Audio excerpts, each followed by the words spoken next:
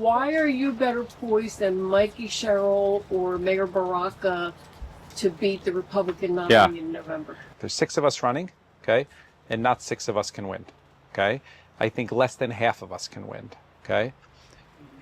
I believe that if you select a moderate, okay, somebody close to the middle, okay, because the knee-jerk reaction is that that's the right thing to do in this climate, we will lose, okay? I'm going to elaborate on that a little bit, okay? If I were to ask the people here, why did Kamala lose in November, right? 20 people. I guarantee you there's going to be 20 different theories, okay? And I would probably say that there's going to be some consistent threads through the whole thing. Somebody's going to say sexism, it's true. Somebody's going to say racism, it's true. Somebody's going to say she had a short runway to build a campaign, it's true. And I would suggest to you that another reason is that she couldn't articulate a clear and consistent vision in detail of what the United States of America will look like differently than Joe Biden. Okay, she couldn't do that. And she paid a price for it, whether it's fracking and energy policy in Pennsylvania, or whether it's healthcare and universal coverage, or whether it's the Middle East. She ended up losing both Michigan and Pennsylvania because both the Jewish community and the Muslim community didn't trust her because she was all over the map on that. So I would tell you that as a starting point, moderates that are in this, pure moderates. So let's put Mikey, Josh, and Sweeney, okay, aren't articulating any sort of vision that inspires the base to be willing to come out, okay? And that is an important part, because when they say, I'm not going to engage in the transgender community issues or the immigrant issues because I think it's a bridge too far, right?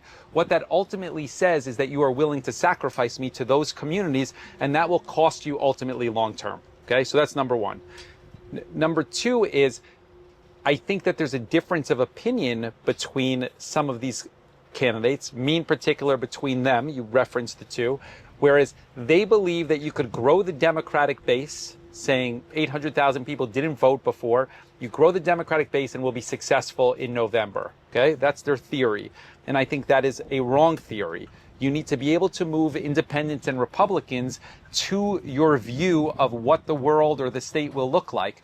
If you cannot do that, you have no chance of success. You need to be able to do it while not sacrificing the base of the party and still articulating, which is a difficult thing to do.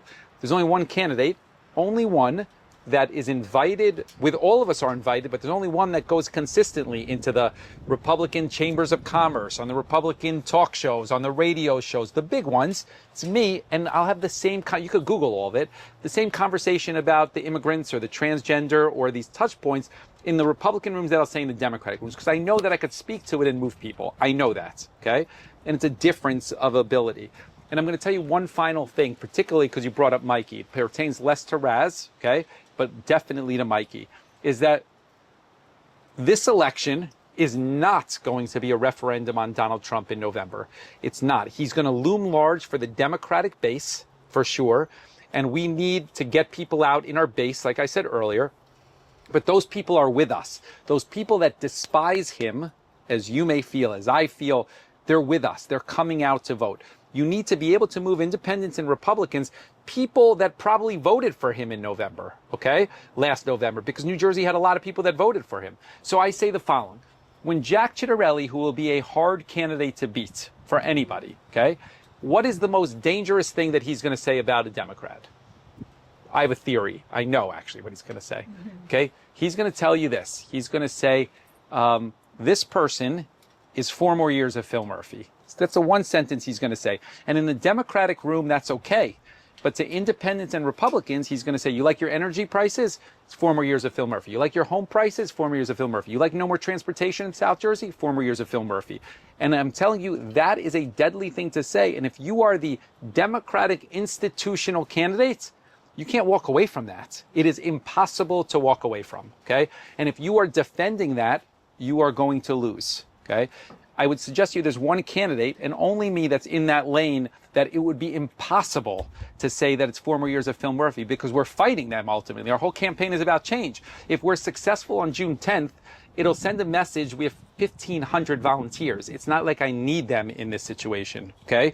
But it sends a message that people are you're accountable to. And you could move independents and Republicans because you're not coming in saying, I'm defending the Democratic Party as a starting point. I'm a Democrat who will defend the transgender community and the immigrant community. I'm not going to defend every aspect of the Democratic Party over the last 8 years because I just fought with them because I agree with you, as a matter of fact, that they're broken. It's a different starting point. And the starting point is the only route that you're going to be successful on. Okay? Thank you. Yes. Since you mentioned all of that, so are you campaigning to individuals who are undecided or want to shy away from the Republican Party? Are you going to that population? When I'm invited today, okay, I do, okay? So like use Matt Rooney. Matt Rooney's an example. He has the largest political radio show for South Jersey. It's out of Philly, okay? It's every Sunday night. I spent an hour with him. You could listen to it. And we talk about all this stuff, okay? And so I do go there when I'm invited. But today we're talking about Democrats in the primary, getting the core Democrats out. But when somebody asks this question about electability in November, it's going to be a tough election and not all of us can be elected. And somebody might say the knee-jerk reaction around so-and-so is a better candidate or the best candidate. And if you take a step back, right, there's a lot of holes in that ultimately, right, is what I'm trying to get at for a lot of different reasons. Jack Ciattarelli is going to be tough to beat for anybody, okay? But I think certain candidates that are coming from that institutional bend are never going to win in November because it's not only going to be about Donald Trump, but he's going to make the argument it's about Phil Murphy. And at the end of the day, both of those two things will cancel out a little bit. And you need to be able to articulate a vision to the middle of why and how New Jersey is going to be different. And Phil is going to say, and Jack is going to say, all politics are local ultimately. So yeah, you may hate Donald Trump to an independent voter, but what does he have to do with your energy bills or your housing costs? That's a Phil Murphy fault, okay? And to a normal person, that's going to resonate. Unless you're coming from the starting point saying, I agree with you, the Democratic Party has been broken over the last 8 years. That's why we fought them on June 10th and we won. And now we're going to change New Jersey in this way. The starting point is different. Vote for Steve on June 10th. He's working for all of us.